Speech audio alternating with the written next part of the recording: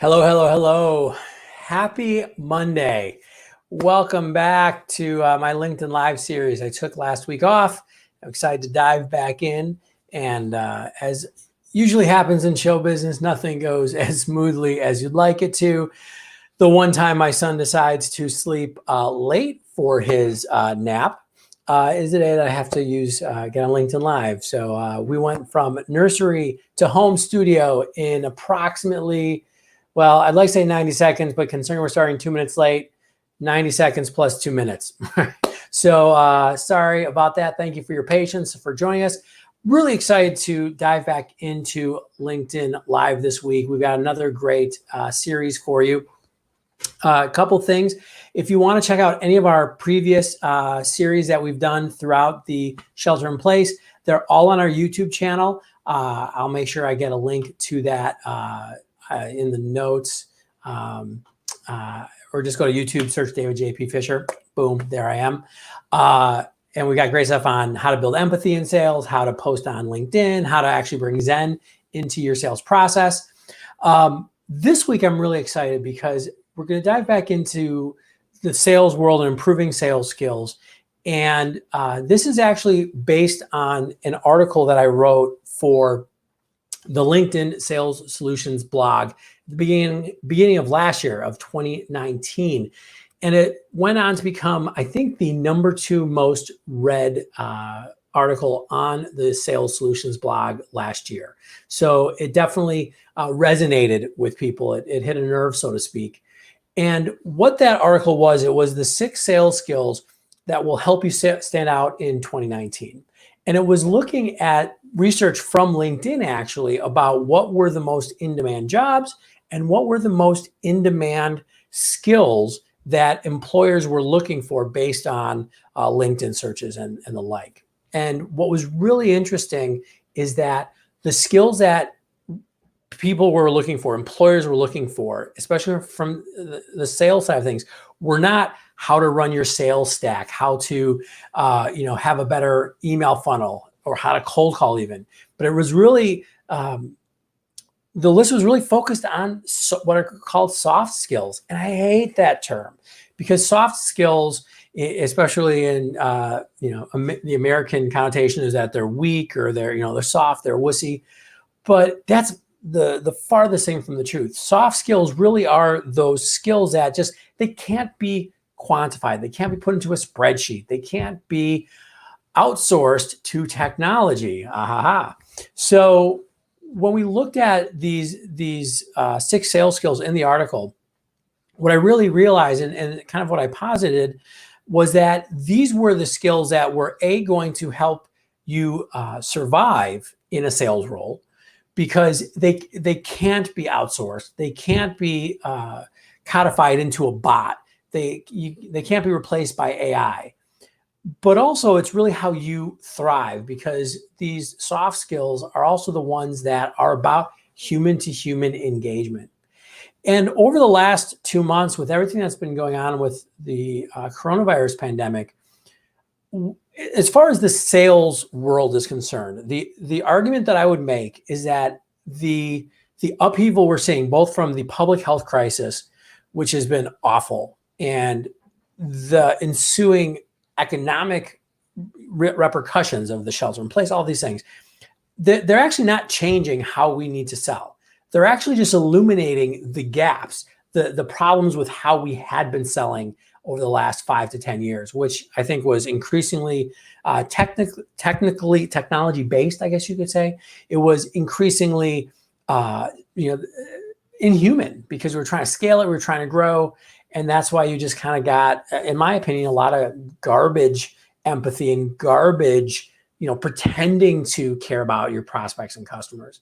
Well, now we're really being called to the carpet, so to speak. And so I think it's really important that looking forward, to not only maintain your role, because I'm seeing salespeople left and right get the axe, but to not only maintain a position, but really to continue to excel, because salespeople are still going to be so important over the next 3, 6, 9 months into 2021. but we have to just look at it beyond, well, I'm just going to cold call more, right? Or I'm just going to cold LinkedIn message, which I've seen a ton of. Everyone's like, I guess I can't go anywhere, so I'll just email message people and that'll be successful. And so we're seeing just an inundation of garbage, just crap outreach on LinkedIn. We have to move beyond that. And so that's why I want to do this week is look at those 6 skills, because it's been 12 months. Trust me, the world has not changed that much. And those skills that were so important last year are going to be just as critical this year. And so that's what we're going to do. This week, every day, we're going to look at one of those different skills. One of the days we'll double up so we can get through all 6 in 5 days. And more importantly, what I want to look at each day is, how do you actually improve those skills? How do you actually take the skills? So for example, we're going to talk about oral communication today. It's one thing to say you should be better at talking. You should be better at listening. You should be better at presenting. Yeah, all of that's great. But how do you do it? That's kind of what I'm always not only fascinated by, but that's what I care about. That's what, whether it's doing a session like this, doing a webinar, speaking, coaching, I'm always, let's get to how do we actually implement this on a day-to-day basis? Because success really comes from the daily habits we have, the practices that we put in place, how we do what we do on a day-to-day basis. And if we can improve our abilities around each of those small day-to-day practices and habits, I think that's where success comes from. So that's my preface for our week. I hope that you can join us every day, either live. If you can't, you can check out the recordings. Please do tell people about this if you find it useful. That helps me a lot to get the word out. And also, I'm going to really encourage you to say hello in the comments. If you have questions, if you have ideas or thoughts, please put those out. That's why I do these live versus just recording a video and then posting it, because I really want to not only share my ideas, but also let the community share with each other as well. So I appreciate all of the likes and the applauses and the interesting ideas. But I'm going to really encourage you to throw stuff out there as well, and even just to say hello. So hey, Sean, great to see you again. Hope things are good down the road in St. Louis for you. Thanks for being here. And so let's dive in. So let's look at the first skill that we're going to talk about this week, which, as I prefaced earlier, is oral communication. So again, what these skills are coming from is this research that was done by LinkedIn, where they were basically going, when people are going to LinkedIn in a recruiting role, when companies or organizations are going to LinkedIn as a recruiting role, what are they saying that they want to see, and what are they not finding, right? What are the gaps? And the first was oral communication. Hello, welcome to being a salesperson. And what's interesting, though, is I think most salespeople, or most people in a customer-facing role, in a sales role, will take that to mean that they just are going to be successful because they can speak well, because they can talk good. There is this unfortunate stereotype in sales that to be good in sales, you have to be good at speaking. And I think that that's part of it. That's definitely important, your ability to communicate, but just because you do it a lot doesn't mean you're good. And I'll use an example. So I interviewed early in my career when I ran a sales company. I interviewed over 10,000 people for sales roles. And one of the questions I would ask is, on a scale of 1 to 10, how good are your people skills, or how good are your communication skills? What does everybody say? Oh, 9, 10. I always enjoy when I would ask, how good are your communication skills? And they'd go, on a scale of 1 to 10, and they'd go 11. And I'd be like, dude, you obviously can't listen, right? Hey, Mohammed, how are you? Thanks for joining. So I'd be like, all right, guys, there's a gap there. And so what I think is important to realize is that there's more to oral communication than just the ability to speak. It's about really becoming precise in how we communicate our message. It's about becoming deliberate and intentional about how we listen to people's message. And then what that creates is kind of this foundation that we can then allow the sales conversation to occur within. It creates the environment. So this was actually from the article. I had pinged an author, a friend of mine, Doug Vigliotti, who shared his opinion in the article. And I want to read this because I think this is a great quote. We still live in a world where people want to talk to other people. It's human nature. Use yourself as a judge. Do you want to talk to a person or an automaton? Ultimately, this comes down to basic supply and demand. The ever-growing reliance on tech as a tool is creating a talent pool that isn't very good at communicating with this essential skill. And this means that if you are an excellent communicator, you're going to stand out above the rest. And that last part, of course, I tacked on there. And so think about your skill level as far as your ability to speak, your ability to listen, and I'm going to say your ability to speak beyond just a one-on-one conversation, right? Because there's kind of a couple different levels. And so when we think about building oral communication, first of all, right, that's kind of the basis of empathy. We talked about empathy a lot in a previous session or series. Empathy is, a lot of it comes down to our ability to speak. But, and this is for everybody who's on, and of course, one of the challenges is the people who really need to hear messages like this aren't taking the time to come and learn these. Don't just assume because you've been doing it for a long time, you're good at it, right? So again, we all think we're great communicators because we do it every day. We speak every day. I must be good at speaking.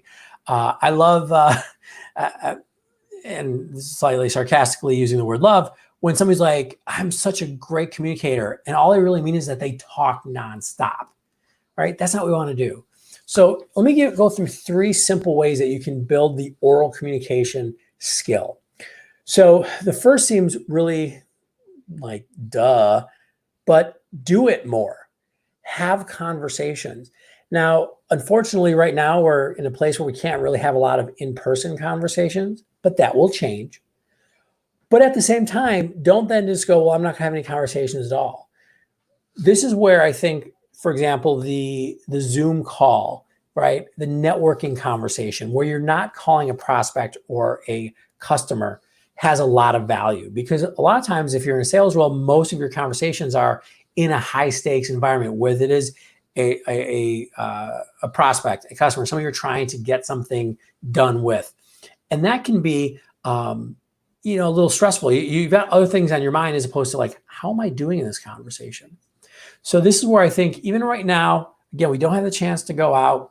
You can still reach out to people, colleagues, peers, people that you met in a networking event even before all of this went down. Reach out, try to schedule a 30-minute, 45-minute Zoom lunch, Zoom cup of coffee. And the reason why this is so important is that, and this is, I think, one of the downsides of technology, we've gotten lazy and complacent about this interaction. I don't mean to single out younger people by any means, but the reality is if you're under the age of like, let's say 35, you kind of came up with technology. You came up where it's a lot easier to have conversations that actually aren't spoken. There's this running joke right now about cell phones. You're like, oh, and you can even make phone calls with them sometimes, but because people just use them for texting, all that stuff. Conversation takes practice. I mean, one of the greatest things that I think I had in my career was I started at the age of 20 selling Cutco knives. Some of you know my origin story, but that gave me the opportunity to literally have thousands of conversations with adults, with people older than me, face-to-face, one-on-one. And that gave me a chance to practice. So put yourself in the opportunity to practice. Again, it's a little tougher right now because we can't go out in the world. We're going to be able to go out in the world. I mean, it depends on where you are, I guess, and where your comfort level with going out into the broader world is with the virus still very much out there and having an effect. But when you do go out, get connected. This is where networking, associations, even just going to a hobby group or playing basketball with some friends every weekend. Those conversations are important. This, by the way, hey, if you like board games, find some friends to have a game night with. Find some people that maybe even a broader group, a meetup where you can, again, have those conversations. So that's the first thing you can do. And each day we're going to have 3 things you can do to build these skills. Number 2, how do you build oral communication? Ironically, shut up. Shut up. So this is maybe a self-selection thing, but so many people who go into a sales role, entrepreneurial role, we've been told we're good talkers. I certainly was. Oh, you should be in sales. You're so good at talking. And I'm like, oh, okay, that, strokes our ego. We feel good. But it blows my mind that most of the top salespeople, not all, but most, are quiet. They're not introverts necessarily, but they're not extroverts. There's some research done a few years ago that points out the value of what are called ambiverts, which means they're kind of right in the middle. So they know when to speak and they know when to be quiet. And most of us don't know when to be quiet. When in doubt, speak less, right? That's kind of a rule of thumb for me, especially because I talk a lot.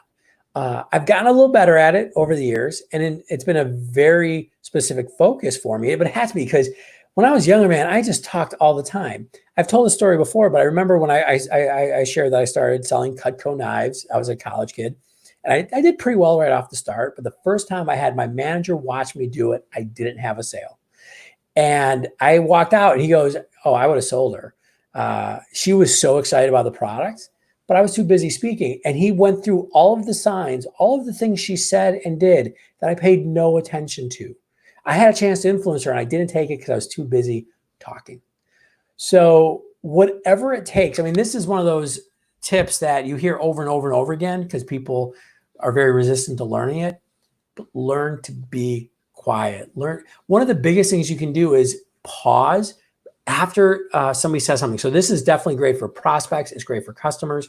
You're having a conversation.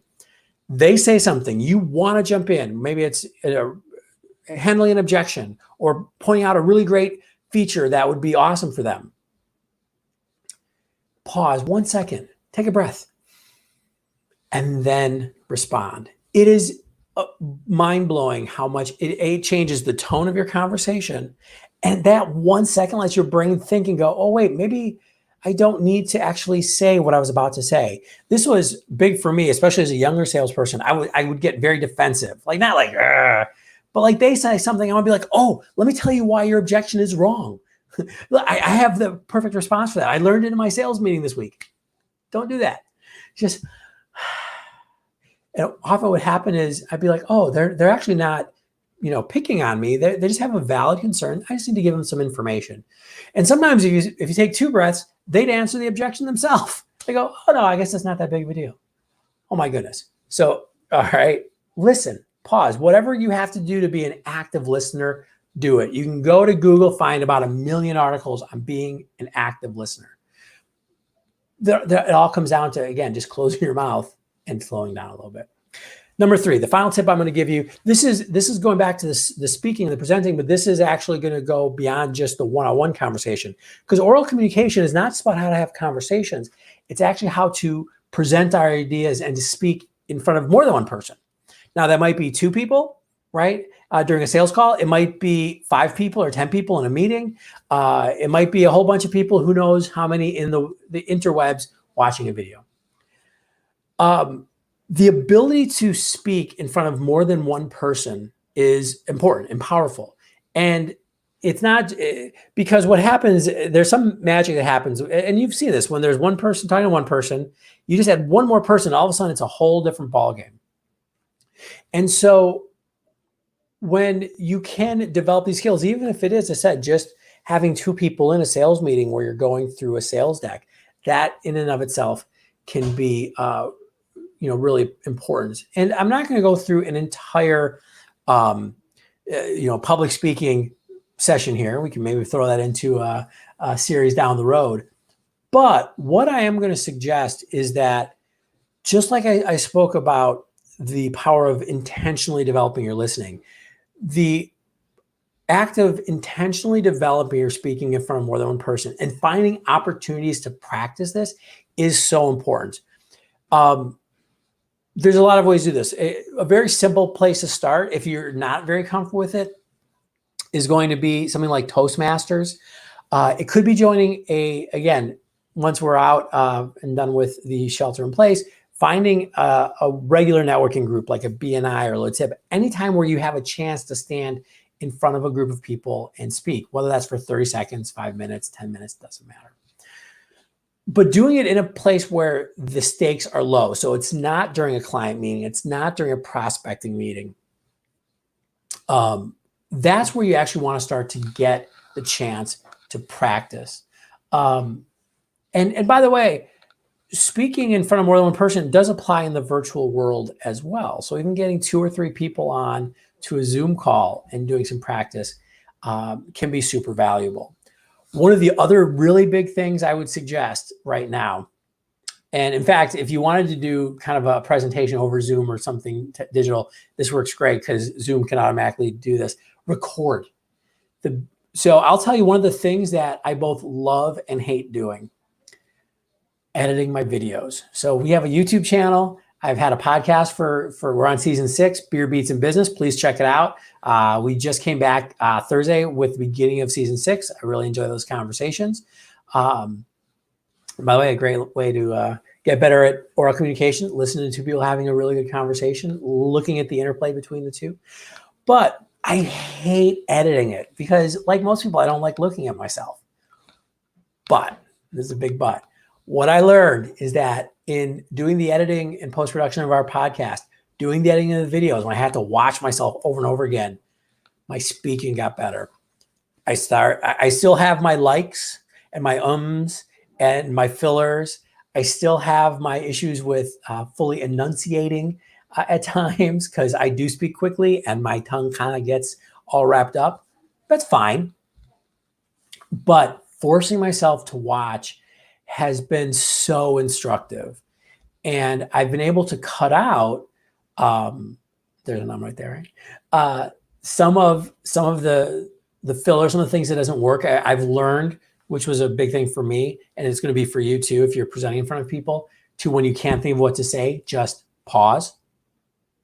Even though it feels really weird, that might have been just a brief moment to you, but that was like forever in my mind.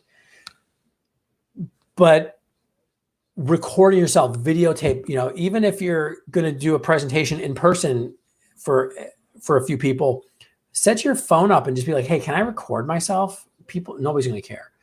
And you just say, I'm trying to get better. It's so powerful. And so that's why what I recommend is trying to get some sort of recording. If you are doing phone calls, and it depends on if you've got this ability and you got previous permission, like record yourself making up on phone calls. Just even if it's just your side, you don't have to record them. Just literally have your phone recorder on or something, or have your cell phone out if you're on a landline or whatever it is, and push the record feature, and then listen to yourself and go, wow, if I heard that, how would I feel about it? So those are 3 ways that you can improve oral communication. Practice one-on-one conversations intentionally. Practice listening intentionally. Speak in public and speak in front of more than one person intentionally. A big part of learning these skills isn't about reading a book, isn't about taking a course. Those can help. But this is of the 6 skills. Again, they're very qualitative. This is very much, we do this every day, but we don't pay attention to it. It's also why we don't often work on it, because it's hard to just pull out a spreadsheet and go, did I do it this right? Check. Did I do this right? Check. Did I do this right? Check. Yes, Sean, I absolutely, I'm glad that I'm not the only one who hates editing. I think a lot of people do. Mohammed, thanks for the kind words. Appreciate it, man. But it is about bringing that intention to these qualitative areas that, they're soft. So it's hard to, as I said, just take a course and go, now I know how to do it. But it has a huge, and I would say outsized impact, because our job, when we're in a sales capacity, whether that's because we're a salesperson, a business owner, entrepreneur, is to influence other people. And that comes from taking everything in our brain, and it's either going to come out through the written word or the spoken. So thank you so much for joining me today. We actually went longer than I expected, but that's cool. I appreciate you sticking around. we try to go about 20 to 25 minutes every day. So tomorrow we're going to look at the second of the 6 skills, and that's people management. Hold on one second. I want to get if you got to jump off, that's cool. I'm gonna make sure I put up that YouTube channel for Sean. He asked for the address. I'll make sure I get it. But if Sean, if you want to hang out, wait for I'll put it up. But everybody else, thank you so much for joining us today. So we're going to talk about people management tomorrow. If you could share this with your network, I'd really appreciate that, letting people know that this is available. It's kind of hard with LinkedIn Live right now to be able to promote it because there's no like link we can send out. But if you can share any of our posts to let people know, I'd really appreciate it. I want to help people get better at these skills because, to be blunt, they're going to be really critical. There's going to be a lot of salespeople who lose their jobs, who aren't getting sales in the next 3 to 6 to 9 months. But there's also going to be a lot of success, a lot of business happening. And I want people to be able to take advantage of that. So thanks, everybody. And have a wonderful day. Stay safe, stay healthy. As I've been telling everybody at the end of our sessions, be patient. If you are sheltering in place like we still are, we're well into 2 months and it's a lot. So be patient, be kind, take care of one another. All right. Bye. Sean, I'll email you that address. I'll make sure I have it for tomorrow too. All right. Thanks, everybody. Bye.